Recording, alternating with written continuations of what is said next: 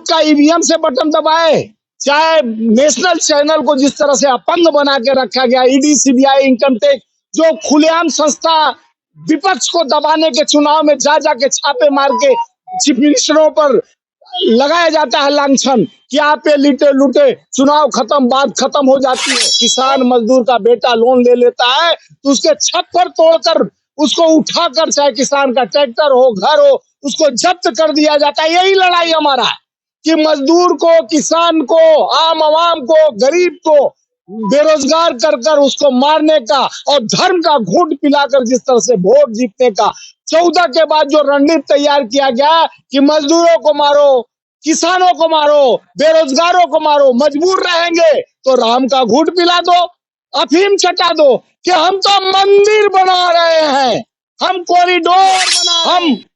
कारवां शुरू करना चाहते हैं। जालिम मंजिल जो दबा के रखा है, जुल्मों का शहंशाह बना बैठा है, जो हर तरफ आवाज को दबाता है, यानी जो महंगाई की मार जनता का नहीं दे रहा है, स्वास्थ्य का उपचार, सटीक खबरों का सीधा असर। आप देख रहे हैं एनसीआर समाचार।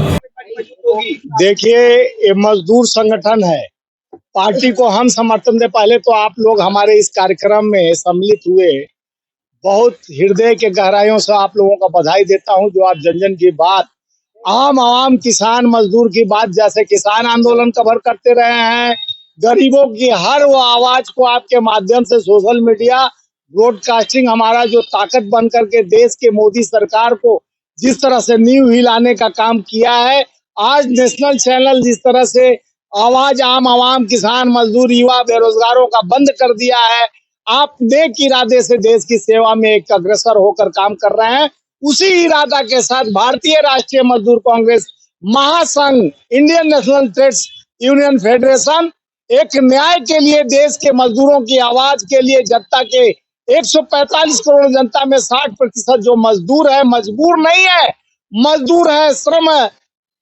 करता है, श्रम देवता है, जो देश के निर्माण में उनका हाथ रहा है, चाहे कल कारखाने, फैक्ट्रियां, भवन निर्माण से लेकर देश के हर वह चीज, सामान का निर्माण करने, दवाई से लेके, इंजेक्शन से लेके और संस्था से लेकर, बैंक से लेकर, आप लोग भी मजदूर हैं कि देश के आम आवाम की आवाज उठाते हैं। तो ये मजदूरों की संस्था है। हम पार्टी पॉलिटिक्स तो हम जिस पार्टी से लगे हैं उनको करते हैं, लेकिन मेरा ध्येय है, हमारा जो काम करने का सिलसिला है, जो काम करने का सिस्टम है, हमारा सिर्फ मजदूरों की आवाज, आम आवाम की दबे कुचलों की आवाज उठाने के लिए संस्था है। जिस तरह से कोरोना काल में मरने के लिए सरकार छोड़ देती है, उसको फिर नगद राशि मांगने का हम लोग काम किए, गंतव्य तक पहुंचाने का काम किए। जो मील का पत्थर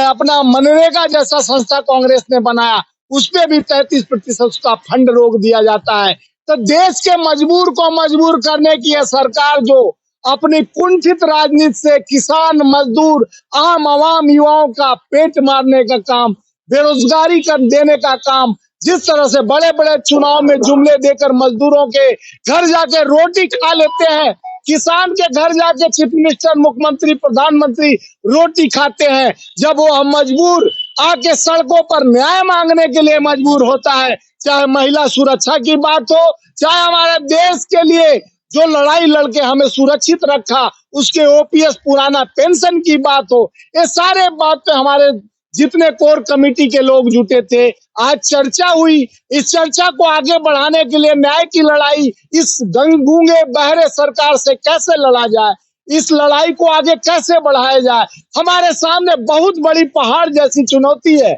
हम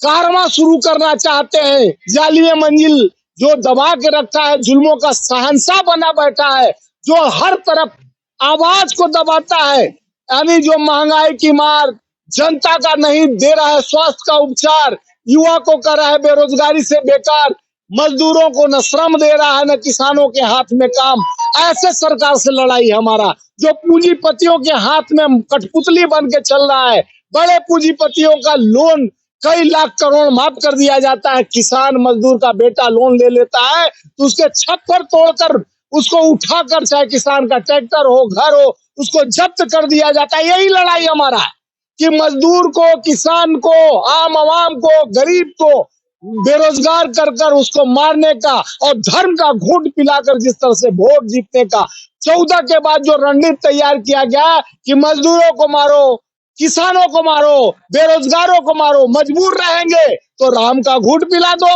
अफीम चटा दो कि हम तो मंदिर बना रहे हैं, हम कॉरिडोर बना रहे हैं। अरे भैया, स्वास्थ्य सुविधा उससे मिलता हो, सड़क बनता हो, पानी की व्यवस्था आता हो, भगवान तो हमारे अंतर में है, मनन में है, हमारे क्रियाकलापों में है। रामा हिति क्रियंति, तुम में, हम में, खड़क खम में। जब राम हमारे अंदर है, विसीति अल्लाह, सारे परमार्थ को बनाने वाला मेरे सांसों में बसा हुआ है। पंच तत्व में भगवान, भ से भूमि, ध से गगन, व से वायु, न से नीर और न से नील। ये पंच तत्व से भगवान की जो प्रेरणा है, जिसका स्वरूप आप हम है। जब हम कर्म करने के लिए गीता में हमारे लिखा गया है, कर्मण्य सेवाधिकेमा फलेषु कदाचन, फिर हमें दुर्व्यवहार क्यों किया जाता है, जात पात की खाई भरा जाता है। देश के सर्वोच्च पद पर बैठे हुए उपराष्ट्रपति जैसा, जब देश का किसान 13 महीना 770 किसान के शहादत पे किसान की बात नहीं हुई, जाट की बात नहीं हुई। जहां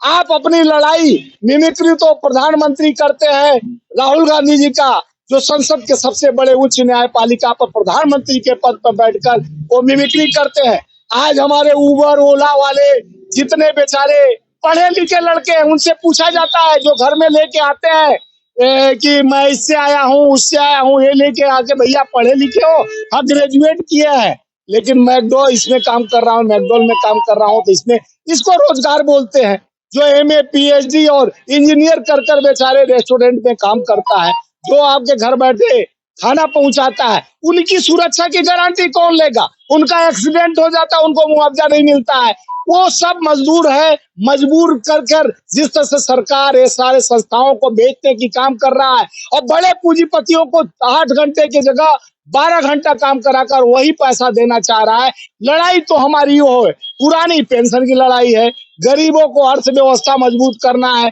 युवाओं को रोजगार देना है, किसानों की हक की लड़ाई लड़ना है। लड़ाई हमारा निरंतर ये चलते आ रहा है और सदियों से खाई पाटने का कोशिश नहीं, बढ़ाया जा रहा है। जो हम बताए पहले भी 81 करोड़, जो ये जीतना मकसद कोई नहीं होता। हम अपने बात को लेकर जनता तक पहुंच जाते हैं। जनता को जिस तरह से एक आप माध्यम है, आज मैं इतने हमारे प्लेटफॉर्म के सोशल मीडिया के 50 जन हमारे सामने खड़े हो, आप हमारी बात को आप पहुंचाना चाहते हो, आप अगर सच्चाई की तस्वीर दिखाते हो तो जो नायक बनकर खलनायक बैठा है देश का, आपका बटन दबा देता है। आपका ईवीएम से बटन दबाए, चाहे नेशनल चैनल को जिस तरह से अपंग बना के रखा गया, ईडी सीबीआई इनकम टैक्स, जो खुलेआम संस्था विपक्ष को दबाने के चुनाव में जा जाके छापे मार के चीफ मिनिस्टरों पर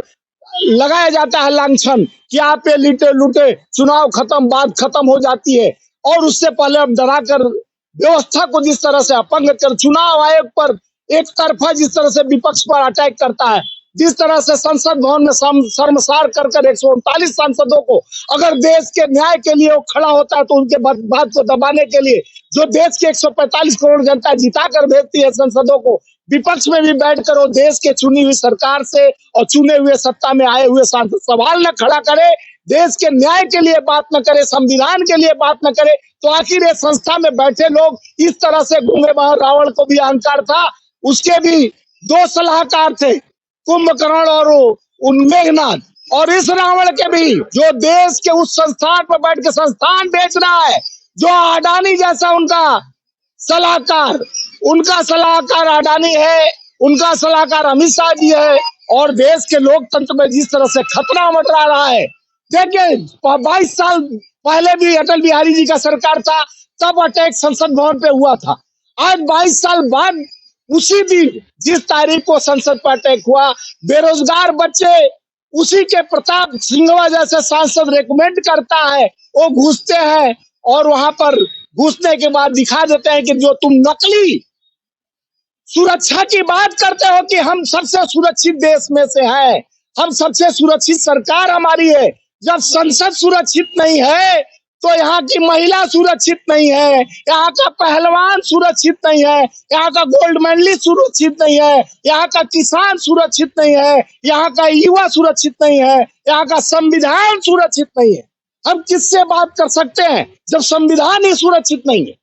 आप नाम बदल देते हो, प्लेटफॉर्म बदल देते हो, लेकिन देश का नीति और संगत बदलने के लिए आप जिस तरह से धर्म का घूट, प्रभु श्री राम का घूट पिलाकर वोट मांगते हो, शर्म आनी चाहिए कि भगवान से वोट मांगकर अपने कर्म को राम जी ने 14 साल वनवास अपने माता पिता के कहने पे किया था।